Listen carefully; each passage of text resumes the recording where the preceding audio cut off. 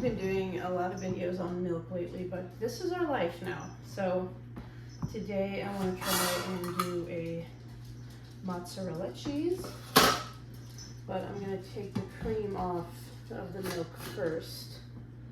I'm trying to find the milk that we did today. The milk from this morning. I figured I'd leave this cream on there. I actually thought it wouldn't be risen yet, but it looks like it's risen. So I'll be taking off the cream, and I guess depending on how much cream I get, I will decide what to do with it. Got my cream jar here. I know I need to put away some cream for a few recipes, and depending on how much I have left over, I may or may not make butter with it. So my mozzarella that I usually make is called a fast mozzarella, where you just add acid to the milk, and that acid causes your milk to turn into mozzarella. Obviously there's a few other steps, but for a while now I have wanted to try and make a slower mozzarella. So that is what I'm going to try and attempt today. So some of the recipes that I've used were like mozzarella in 30 minutes or mozzarella in an hour. And I've just been reading lately that the slow culture mozzarella is much better tasting. So I want to try that and see if I can actually tell a difference.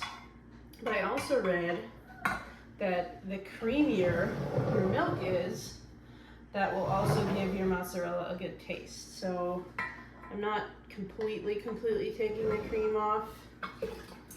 I don't mind if there's a little bit of cream left, but I also do need cream for a few recipes. So we haven't been getting great cream lines lately. I don't really know why, if it's just this point in her lactation that she's not giving much cream, or what the deal is, but we'll take what we can get, that's for sure. It's not going to be full fat milk, but as you can see, I'm not doing a great job. I'm leaving quite a bit of cream in there, so that should probably be enough to give it a creamier taste. Maybe, who knows, we'll see.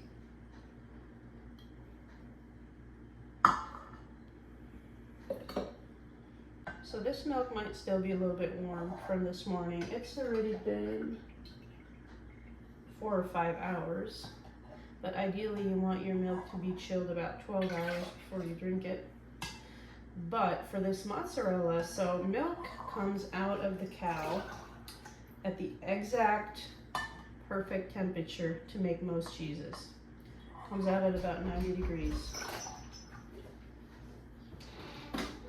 But it just so happens one of the only cheeses that asks for really cold milk is the mozzarella. But I'm thinking it'll be cold enough between these 3 gallons that were cold in the fridge. I think it'll be cold enough.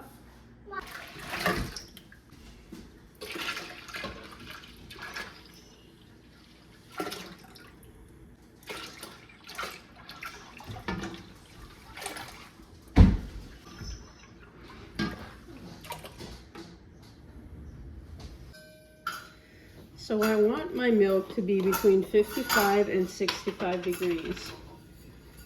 So it's 54 right now, so I'm going to call that good enough. So I'm going to add 4 teaspoons of citric acid. I have about 4 gallons of milk. And I'm going to dissolve that in about a cup of filtered water. So I'm going to stir that up and dissolve it. And then I'm going to stir it into my milk. So normally what I would do is turn my burner on medium, and this would come to 88 degrees pretty fast. But what I'm going to do today is try a slow culture, which supposedly should yield a better tasting mozzarella. So I'm just going to put my burner on low, and it's going to take a couple hours for this milk to reach 88 degrees. There's a clump in here that I can't quite catch. So we're going to stir our citric acid in for about a minute. Then I'll turn my burner on low and keep my thermometer in here. I have a thermometer that I can set, so I'll set that to 88 degrees. And do a bunch of other housework while I wait for this to reach 88 degrees. I'm excited to see if this mozzarella is definitely going to be, if I'm going to notice a difference, I guess. So our milk is 88 degrees now, and you can actually see that there is a cream line on top of this milk. So maybe I did leave enough cream on there. So I'm doing a tablespoon of rennet diluted in some filtered water. So I'm going to stir that into the pot, and then we're going to let it set. It varies quite a bit. Ooh, there's already some curd in here. But it varies quite a bit depending on which rennet you're using and all that stuff. How long this is going to take to set the milk. I've been struggling a little bit with this rennet. This is from North Mountain Supply, and sometimes I have to add double. So we'll see how it goes here. I figure I'll probably set my my timer for 20 minutes and see what it looks like in 20 minutes or so. And let's see.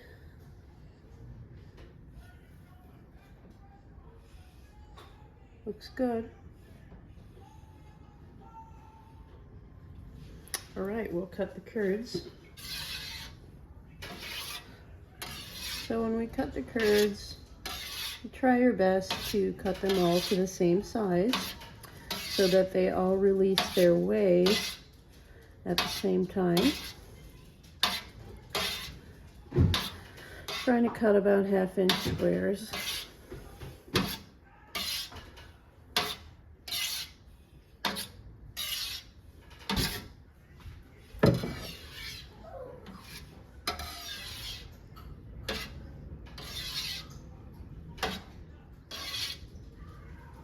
So after I cut the curds, I'm going to let them rest for about 10 minutes. And then I'm going to come back and start to slowly stir them. So what I'm going to do next is I'm going to start slowly stirring my curds. And I'm going to stir for about a period of 30 minutes to an hour. And I'm going to stir for a minute or so, about every 5 minutes. And I'm going to take these long curds and just gently break them apart. And what I'm going to do over the course of an hour is get these curds kind of all down to the same size. And I want the firmness of the curds to resemble a poached egg. So that is what I'm going to be working on for about the next hour. And slowly stir this curd. So another thing you want to do is make sure your curds aren't clumping to the bottom like these were on the bottom. So you can see they're getting more heat. So I'm trying to get down there with my hand and make sure there's no curds laying on the bottom and clumping.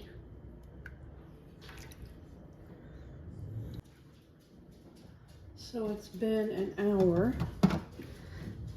about an hour, and here's what our curds look like. And I think I'm gonna go ahead and take them out. So this long culture, or this long ferment mozzarella, I think I might actually do it overnight.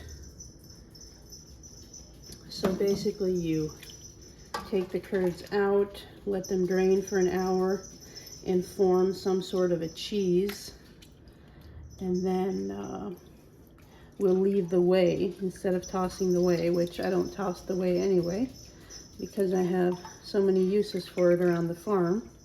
But we're going to keep the whey, and once the cheese is slightly pressed, we're going to put it back into its room temperature whey overnight.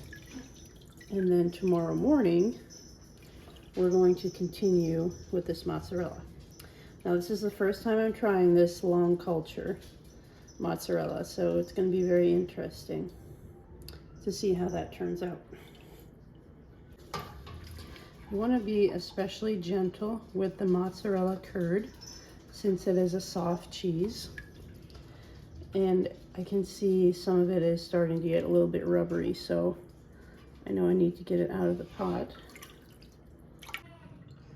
So we're going to let our curds sit here and drain for about an hour. So these guys have been sitting in here for about an hour. And now all we're going to do is take them and put them back into their whey and let them ferment. So the longer they ferment, the more acidic they become. And the acid in the curd is what is going to allow them to be stretched and become that stretchy mozzarella that everybody's familiar with. So they're just going to be in here room temperature until tomorrow morning. It's 4:30 right now, so we'll see how it goes. So I'm going to also be water glassing some eggs. Water glassing is one of my favorite ways to preserve eggs long term. So I have my scale and I'm going to set it to ounces. And I have some filtered water in my gallon jar. So I'm going to measure out 2 ounces of lime. So now that I've measured out my lime, I'm going to add it to my filtered water. And I'm just going to stir it to dissolve. And then I'm going to start putting my eggs in, and eventually the lime will settle on the bottom. So that's completely normal if you try this and it happens to you. The lime does settle on the bottom. And you just keep piling eggs into your jar until it's full.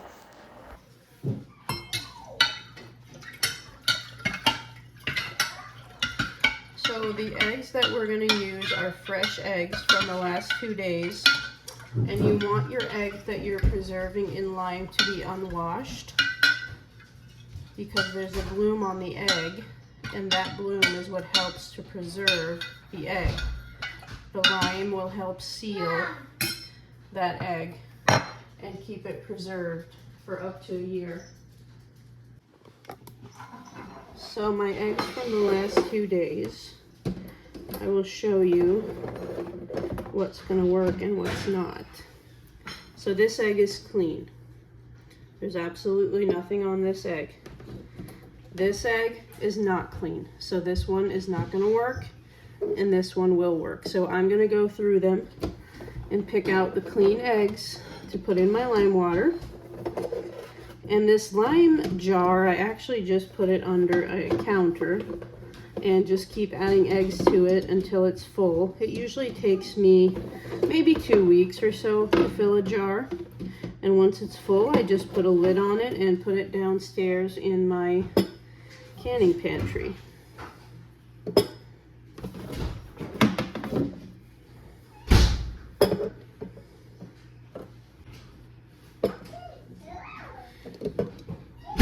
So we're looking for clean, unwashed eggs.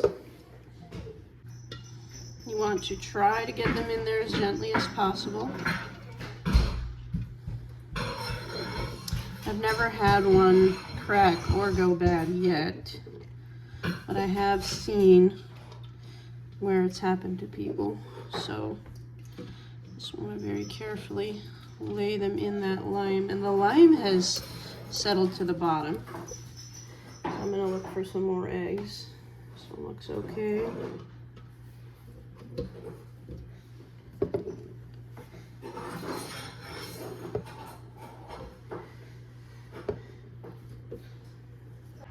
So I always put this jar under the counter until it's full, so I can just keep adding eggs. If I'm taking out eggs today and realize I have quite a bit of clean ones, I will just get to add them to this jar.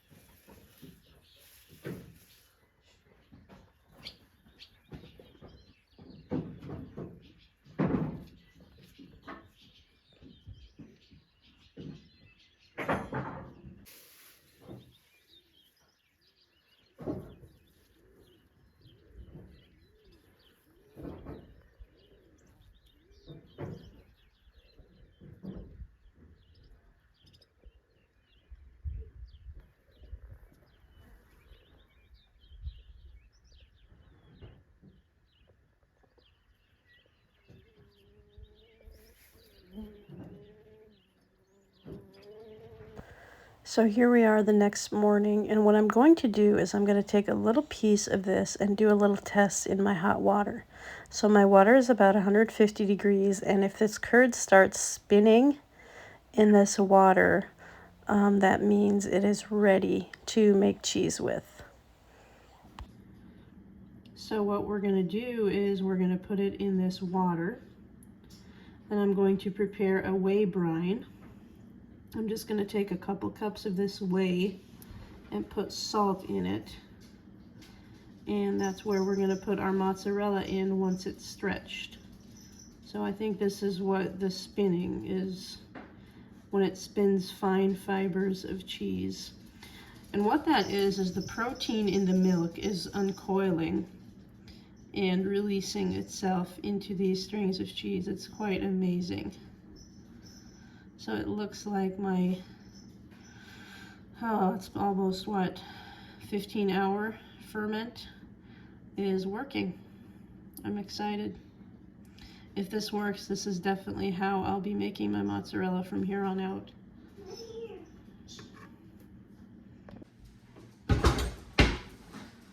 Okay, we're gonna go ahead and put one in here and see what happens. And I'm gonna get my brine ready in here.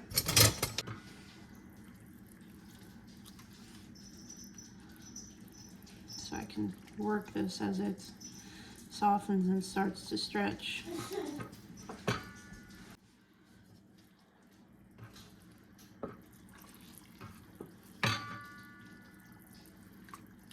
As you can see, the mozzarella is taking on a smooth and shiny texture. This is by far the easiest that I've ever gotten my mozzarella to stretch.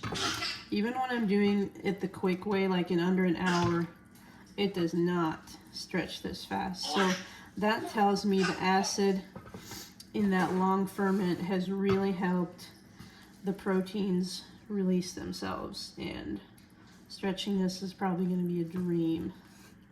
Just look at that smooth, silky mozzarella texture. Wow. So I better get my brine ready. So for my brine, all I'm going to do is ladle some of the whey into here. And then I'm going to add some salt.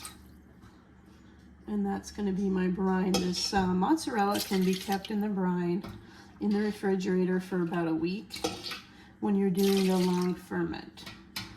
Otherwise, if you're doing mozzarella the quick way, you probably just want to store it dry in the refrigerator for maybe up to 3 days.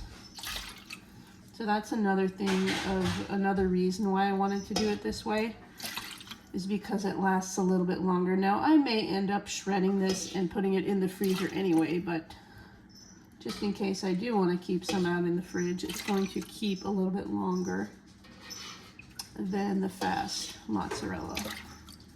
Which the fast mozzarella works great when you're like, oh, what if I decide to have pizza for lunch and I don't have any cheese? Then you can have mozzarella in under an hour, but so it definitely is handy. But I'm just loving the way this cheese is stretching. Now you can use gloves and get in there with your hands, but recently I discovered how much fun it was to use wooden spoons, so that's what I'm doing today. And this is mozzarella from 4 gallons of milk, remember? I was telling someone recently about cheese making, and they were shocked that from a gallon of mozzarella, you don't end up, or a gallon of milk, you don't end up with a whole gallon of mozzarella cheese. That would be dreamy, right? But no, in reality, you only end up with not even a pound of cheese sometimes from that gallon. Wow, just look at that stretch. So I finally figured out in my head that it was about 17 hours since 3 o'clock or 4 o'clock yesterday when we put it in the whey. So that was a 17-hour ferment, you can say. So what happens the more you work the cheese, basically the more stringy it's going to get. So I think I'm going to call this good, shape it, and get it put in the whey. But first I need to put salt in my whey. So to my brine, I'm gonna add a heaping 1/4 cup of salt. I'm using sea salt. Do a little bit more for good measure.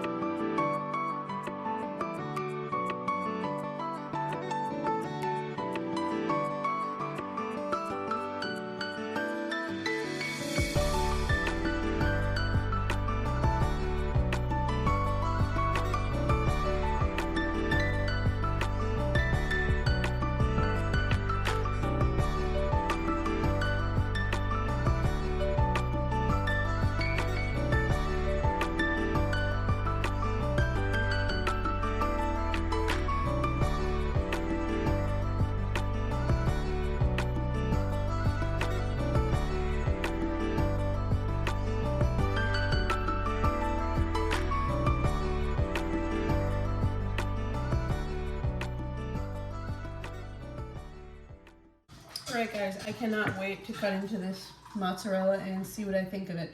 So another reason I wanted to try this longer culture or longer ferment mozzarella is because I read that it should have a little bit more taste. Your fast mozzarella will definitely not have a very strong taste unless you use a lot of salt and maybe some flavorings.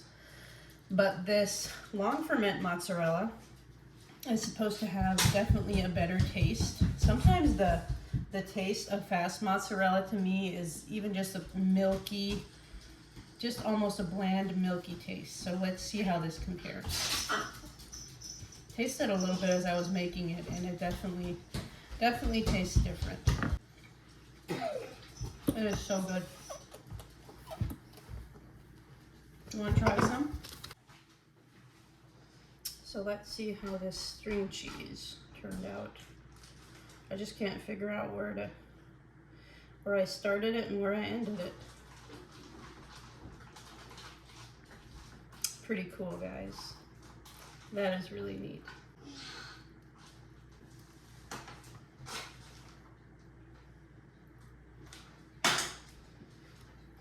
I will definitely be making this cheese again. This was a lot of fun. So anyway, guys, thank you for watching. If you enjoyed this video, as always, don't forget to like, share, and subscribe so you never miss a video, and we will talk to you soon.